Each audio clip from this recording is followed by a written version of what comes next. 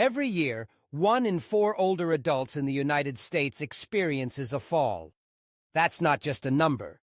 It's a reality affecting millions of people, and it can have a serious impact on independence and quality of life. Falls can lead to injuries like hip fractures or head trauma, but there is good news. With some simple daily steps, you can dramatically lower your risk. Today, we're focusing on something powerful: your legs.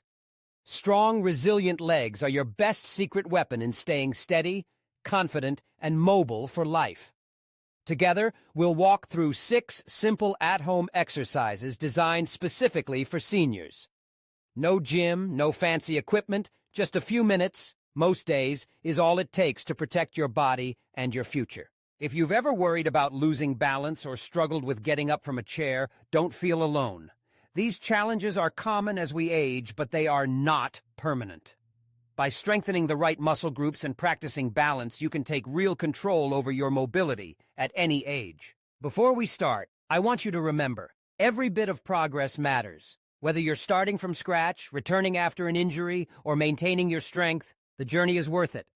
All you need is a sturdy chair or countertop nearby for support. Listen to your body, never push through pain, and modify movements to suit your comfort.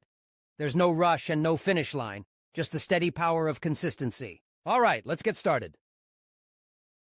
Let's start with the first exercise, foot taps on a step. Imagine you're walking up a single stair, nice and easy. Stand tall near a step, sturdy book, or even a low, stable box. Not too high, just 2 or 3 inches is enough. Hold onto a railing, chair back, or wall for support. Gently tap one foot onto the step, then bring it back down to the floor. Alternate feet. Right, down, left, down, back and forth. This simple move wakes up and strengthens your hip flexors, the muscles at the front of your hips, along with your thighs and ankles. Why does that matter? Because your hip flexors help you pick up your feet. Weak hip flexors are a top reason for tripping or shuffling. By practicing this movement, you're keeping your stride sturdy and your steps confident. Go slow, and don't worry about speed. Lift only as high as feels comfortable. If you feel wobbly, keep both hands on your support and just tap toes instead. As you get stronger, you might try lifting your knee a little higher, but the key is steady, controlled motion.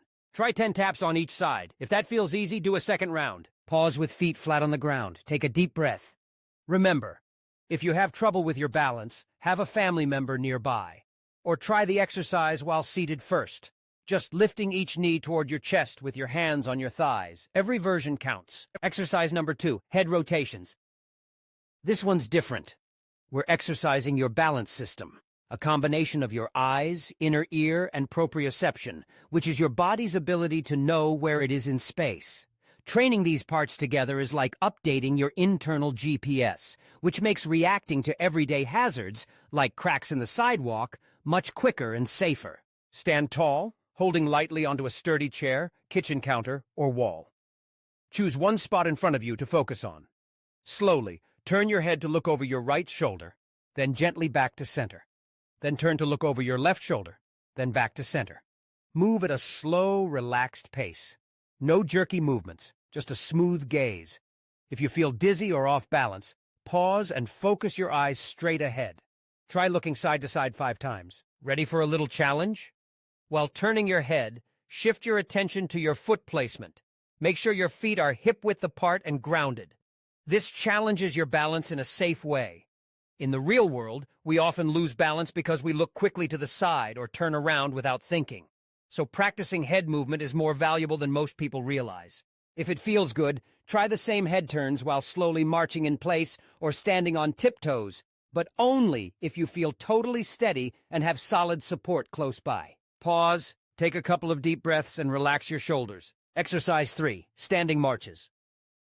This is a classic for a reason. Marching in place is one of the very best ways to build strength and stability in your glutes, the powerhouse muscles of your backside, and your legs, hips, and ankles. Stand tall with your feet underneath your hips. Hold on to your sturdy chair, countertop, or a wall. Gently lift your right knee up toward hip height or as high as you comfortably can. Lower that foot down and repeat with your left knee, like a slow, proud march. Alternate sides at a steady, controlled pace. The marching motion mimics walking, but because you're standing in one spot, you can really focus on good posture and knee lift. Try to keep your chest open, core gently engaged, and shoulders relaxed. Aim for 10 to 20 marches, alternating sides with each lift. If you start to feel tired or off balance, pause and rest. Benefits? Stronger glutes mean better power whenever you stand up, walk, or climb steps. And ankle stability is crucial for stumbling less and adjusting to uneven ground. Marching is also wonderful for getting the heart pumping and joints lubricated, all while staying safe. To modify, try seated marches. Sit at the edge of your chair with feet flat, march each knee toward your chest one at a time. Still a great workout. Take a breath, shake out your arms and legs if you need, and let's move to exercise number 4. Number 4, sit to stand. If you pick just one exercise to do every day, let it be this one. Stand in front of a sturdy chair. Dining chairs work great. Sit with feet flat, knees bent, and scoot to the edge if it's comfortable. Cross your arms gently in front of your chest, or keep your hands on the armrests, whatever feels safest. With a steady inhale, press down through your feet and stand upright, straightening your hips and knees. Exhale, then lower yourself slowly and with control back to a seated position. Don't plop or collapse into the chair. Aim for a soft, steady landing. This is functional strength in action. Getting up and down from a chair is one of the key movements we use every day. Practicing it makes sure these muscles stay strong for everything from using the restroom to getting in and out of your car. If you're new to this movement, start with as many as feel good, maybe 3 or 4 sits to stands.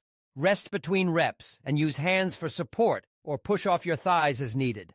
Over time, work up to 10 or even 15 repetitions. Notice your progress. You'll be surprised how quickly you see improvement. Important safety tip.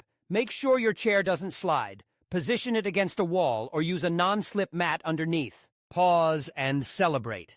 If you just did even a single sit to stand, you've strengthened several muscle groups at once. Thighs, glutes, core, and even your posture. Let's continue with exercise 5, single leg stand. This move is simple, but so powerful for your balance ability and foot and ankle awareness. What health experts call proprioception. Stand close to your counter or chair so you can hover a hand above it for support. Shift your weight into your left foot, then gently lift your right foot off the ground, holding for as many seconds as you can comfortably. Aim for 5 to 10 seconds, then switch sides. Don't forget to breathe. Sometimes we hold our breath during balance work. If you wobble or need to put a toe down quickly, that's normal. The key is to try. Over time, you'll be surprised at how much steadier you feel, even when standing to brush your teeth or reach into a cupboard. If you want to increase the challenge, try this with your eyes open first, then closed, but only if you feel very steady and have support very close by. For extra support, start by keeping your toes just barely on the ground and gradually increase the lift over several weeks. Either way, your ankles, calves, and stabilizing muscles are getting a top-quality workout. Remember, falls often happen because a small trip turns into a big stumble. Better ankle reaction and one-legged balance helps your body catch itself in tricky moments. Finish by shaking your legs out and smiling. You're almost done. Our last move, exercise 6, brings all these skills together. Over-the-shoulder walks. Stand in a hallway, open space, or wherever you have a clear path. No rugs, cords, or clutter. Place your hands lightly on your hips or keep one hand hovering near a wall. Begin walking slowly forward for 5 to 10 steps. As you walk, every 2 or 3 steps, slowly look over your right shoulder, just turning your head, not your whole body, then bring your eyes back to center. Take another few steps, then repeat to the left side. This simulates real-world needs: crossing a street, checking for traffic, turning to talk to someone. All things we do every day that challenge our coordination, balance, and foot-brain connection. By breaking these movements down in a controlled, steady way, your body gets the practice it needs to respond well in unpredictable situations. If space is tight, you can simply practice taking 2 steps forward and turning your head side to side. If you use a walker or cane, perform the exercise while standing still, focusing on the head turns. To make it even more effective, think about walking tall. posture upright, eyes looking forward, and feet lifting clear off the ground. This combo helps train your posture muscles, leg strength, and balance all at the same time. Again, if you feel at all unsteady, use a hallway wall or have someone at home nearby. It's about safe practice, not speed. And that wraps up today's guided leg health session. Let's recap quickly.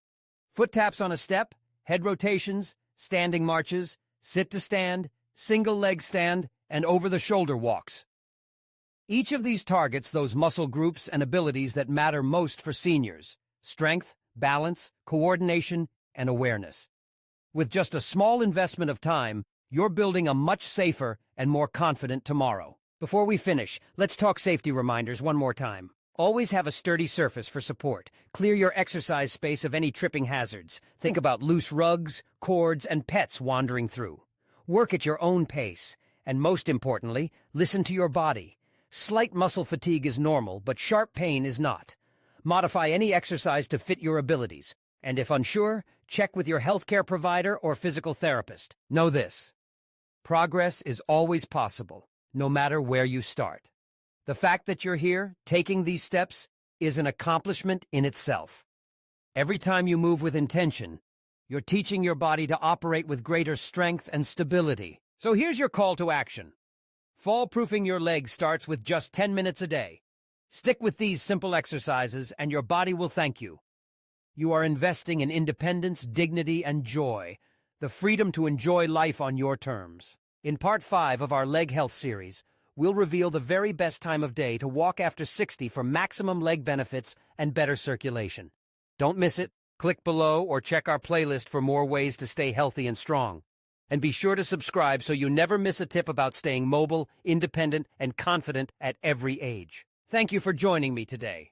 Remember, strength isn't about youth, it's about daily choices. Together, let's make every step safer and more joyful. Until next time, take care and stay star healthy.